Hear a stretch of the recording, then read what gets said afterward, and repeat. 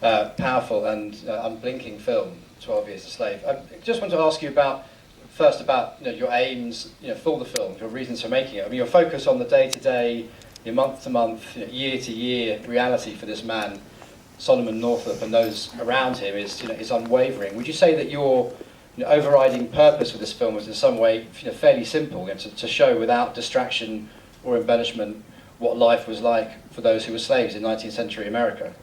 And through the story, through one person. I didn't hear the last bit of your question. No, but through to show the reality of life for hundreds of thousands of people through one person, and to reignite, to reconstruct this way of life, essentially. Well, so yes, I could say, but it's one of those things where, for me, when it started off with, actually, I'll tell you a funny story. So I go to LA after Hunger. Somehow you always get invited because people think, oh, well, he's a filmmaker.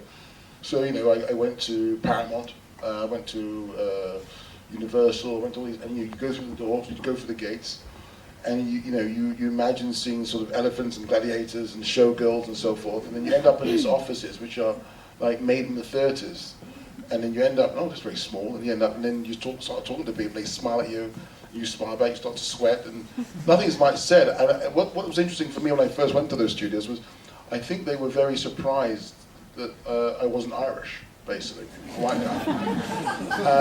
And then I started to think, and I started thinking, and I started thinking also, previously before I was thinking about the idea of making a movie about slavery, and I thought then and there that, it'd be interesting to do that, and I started to think about that particular subject. There were no movies made about that subject, really, in a way. And I thought to myself, well, I want to fill that gap in a way. I want to there was a hole for me in the, I said before, the Canada cinema. I just wanted to sort of see if I could grapple it.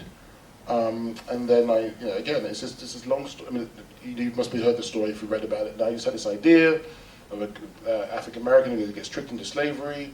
My wife found this book, and that was it. And I thought to myself, yes, I have this material, and it was just interesting that you could be such a magnet sometimes, want something so badly that it comes to you. And I think Solomon came to me in that way. And yes, I wanted to sort of see. I wanted experience. I wanted everyone here for me was Solomon Northup, and I wanted to sort of bring you as Solomon, me as well as a punter, as a viewer, through the sort of environment of slavery. That because I think there's been an amnesia about this particular subject, and I just want to sort of, in some ways, sort of, wake people up, again. Even though you had this very clear idea of what you wanted to do, and then you found out how you could do it. I'm curious to know, through the actual making of the film, through working with the actors and all your collaborators, were there elements of it, key ideas that you think are in the film, themes, that you really only found through the exploring, through the making of the work? Oh, everything. Because when we went on location, myself and Sean and Michael, you write something and you write something in New York, you figure an idea, you read this book, you have ideas of it, but until you go there, things occur. I mean, you've got the magical aspect of the landscape, these sort of gnarling, twisted limbs of trees draped with the Spanish moss blowing in the wind. It's like a world you've never seen before. It's so beautiful and again so strange, but actually real. It's the extraordinary in the ordinary. And then you go there, and therefore, sorry, I mean, do you want to say something more? No. And then from there, the heat is so intense, so oppressing, that it sort of adds into another element to the whole sort of dimension of the performances, the camera, again, and how you view things. And it's kind of incredible that other aspect, other character of the landscape and the heat, and I think that's why Sean did an amazing job. How do you balance, again, the sort of the horrific nature of the circumstances that Solomon's in, and at the same time embrace the beauty of the surroundings. And again, the most horrible things happen in the most beautiful places sometimes. So it was every day to some extent for me I think for us was an experiment. It was an experiment. The script was out the window because you had to find it. I'd like to put that idea of being there, that question of being there, to both of you, to Michael and to Sean. I'm sure, for both of you in your various roles, there's all sorts of preparation you will have done before you actually got to Louisiana to shoot this film. But what did it mean First to you, Michael, what do you think? What did it add to the experience and to the work you did for you to actually be there, making it in the places where you did shoot the film? Well, I think the environment is kind of crucial. The heat. So for the plantation owner, it's a lot of boredom and crazy heat, and for the slaves, it's excruciating labor. For 12 hours a day, and even on their sort of time off, they're harassed by the landowner. But it's about what to do with how do you while away the time. So it's so much about the environment, the heat, neighbors being however many miles away from you. So when you see them, it's that's why people in the South have a great way of telling stories and talking to one another, because when you see, you have a lot to tell. So all these things come into play. Being in actual, plantations where all of this sort of stuff went on, there's spirits that kind of, I think, still survive there. So you feel more of a responsibility to the people, that you're telling the story about, and to Solomon Northup.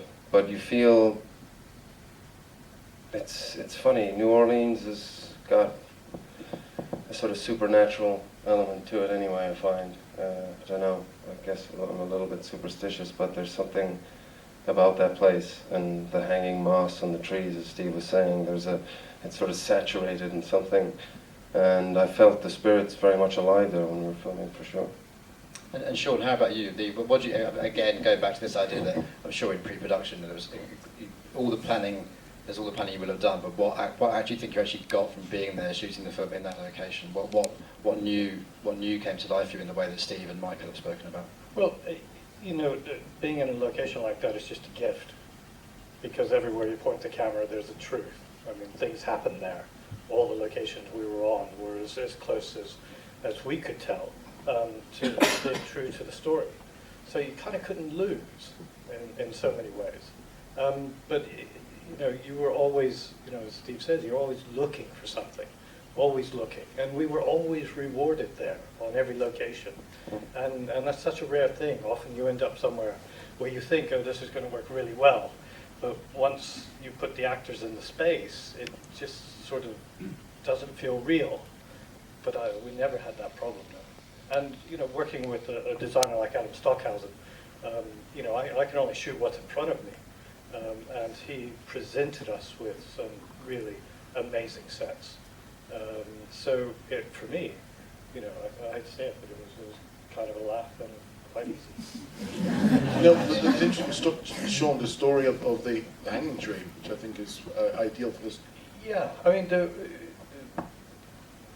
the reality of it is quite stunning, and I've never come across anything like it before in my life. We were looking for a tree to hang the two young lads off of when Solomon makes his first escape. And we had to do it in a specific location, plantation, because of the schedule and everything else. And I was walking back through the back of this plantation, trying to find a tree. And there it was. We walked around the corner, there's this tree, it looks absolutely perfect. And it's like, okay, well, this is great. And the guy who actually, is the descendant of the owner of the location came up behind us and said, yeah, well, that's the tree they used to hang them from. And those are the graves around the tree. And it's just like, whoa, that doesn't happen. And just, the hairs stand up on the back of your neck. And like you're saying, there are ghosts. There are things there. And it was like, wow, if we can shoot it here, then there's going to be more to this scene than will ever meet the eye. And I think it was. I mean, again, before we did the scene, I think we all said a little word, in our heads about whatever, because you're dancing with ghosts. We're shadowing. They were there. And that's again, there's a sweet smell of music in the end in Louisiana. It's the past and the present. It's combined.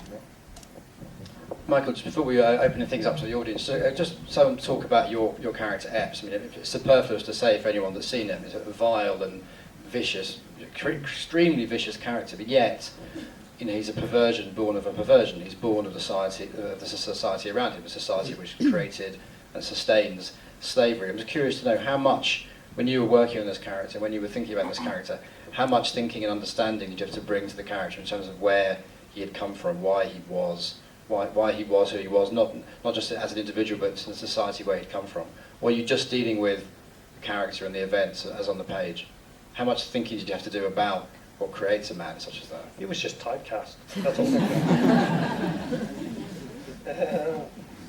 Yeah, I don't know. I just spend a lot of time with the script, and I just keep working with the script, and something comes from that. Like a piece of music, you keep repeating it. After a while, you start to, I don't know. You've gone so crazy doing sort of certain rhythms over and over again that you start to sort of free the rhythms. And I always knew that I wanted to have. I mean, obviously, what he's doing is vile and, relentless and unpredictable and psychotic and, therefore very scary. But I tried to find moments where there would be some sort of connection with the audience with him. So he wasn't just this villainous character that was easy for everybody to keep at, arm's length away. They could recognize maybe like a hundredth of a second of something, just a moment, a flash in him, shit, in myself, perhaps. Then it's more uncomfortable. Then it's about all of us together and what we do to one another and the possibilities that we have to do terrifically bad things and terrifically good things, which are very, basically. And, but we're all made of the same stuff. So we're all capable of doing what Epps is capable of doing. We're all capable of doing what Solomon's capable of doing. And that's what Steve captures so well, I think, in his stories and Sean. I said to them earlier, just before we came in, when I watched the film, I just thought, my God, I felt so proud of these guys, because they were out in the heat every day, and you could see them, like, with their big worried heads coming together, and the clarity and the passion and the drive, and it was it's a kind of crazy feat. But the thing that you have to do, which Steve does very well, I think, is to have a mirror, like Steve always says, that the audience are looking at themselves through the characters, through Solomon, through all of them. And then it comes home, and it's not so easy to just sort of sit there and be sort of, removed from it. You're engaged in it. When the film starts, you're in it.